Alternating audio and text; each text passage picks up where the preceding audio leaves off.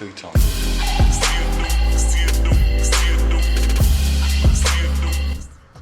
What's happening, YouTube? It's your boy K-Mega405 live from the 405, and this is just your regular gamer talking to the intelligent gamer out there. And before I kick on my video, I want to pay my respects to Mr. Iwata. Regardless of what people may think about him and what he did with Nintendo, that's still kind of irrelevant because the man still forever changed Nintendo and however you want to perceive it. And hey, with that, I give him his respect due, and rest in peace, kind sir. Now onto the video. Now, I was just watching The Lobby. I think it was Sunday when I watched it.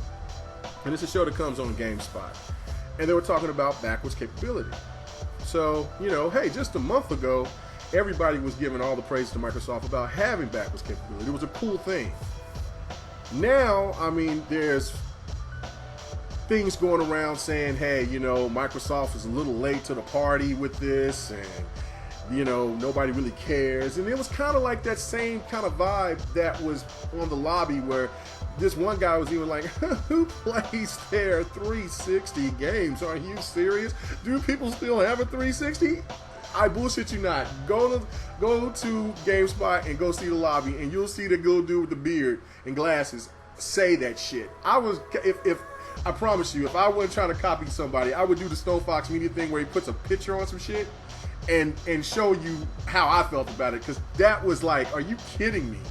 But anyway, so ladies and gentlemen, I'm going to ask this question. Okay, let's just say that your favorite, let's see, somebody brought out a new MP3 player. Your favorite company come out with a new MP3 player, iPod, whatever you want to call it, and they tell you, hey, it's got all the bells and whistles, it's brand new, it's awesome, but we're not going to allow you to play your old music on it.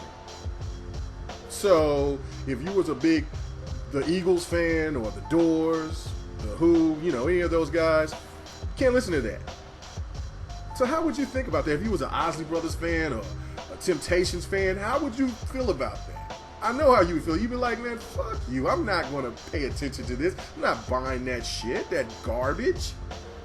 You know what I'm saying? So, because I know how I feel. I mean, if they tell me that I can't listen to my Anti-Aliens Outcast album or my original Dog Pound album, you can go to hell. There's no way I'm going to buy a product that I cannot listen to something that is a classic. And that is kind of like how I look at it now. It's how are people now in this generation trying to talk about that it's not cool to have backwards capability? Because what, Sony just came out with their statement saying, well, we can't do that. You know, we're not worried about that. We're looking at the future. We got PlayStation Now, which fucks the players, because if you buy the game from back then, you got to buy it again, and then you got to pay a fee. So you're basically buying it like 2 or 3 times, which is bullshit. You know, if you had a digital copy of that game from back then, you should be able to have that game for free. And then I would think that, and then they would just change it to a full, you know, like $49, $50, $100 if they wanted to for the year or something like that. It would be a lot more cheaper than the way they got it now. But anyway, I just don't understand how people can not allow certain things to happen everywhere else, but in gaming, the crazy shit can just go down. I mean, the wool can be thrown over my eyes. Destiny did that to me. So, and don't get me wrong, I like Destiny, but it still threw the wool over my eyes and a lot of other people. And now they're trying to do it more and more, coming out with the Hitman game with, you know, we want your money right now, so, but we can give the rest to you later if we decide, you know. I mean, when are we going to start waking up, gamers? I don't understand. I mean, just like with the crowdfunding thing, I had people that was just debating me and saying, hey, it's great. It's better than Kickstarter. No, it's not. It's a big corporation taking something and going to abuse it. It may start off to be a good thing, but eventually when big corporations get a hold of something, they usually fuck it up. That's just what they do, because it's all about money at the end of the day. So I'm just confused and baffled. Last time I checked, backwards capability is a great thing. This stuff is free.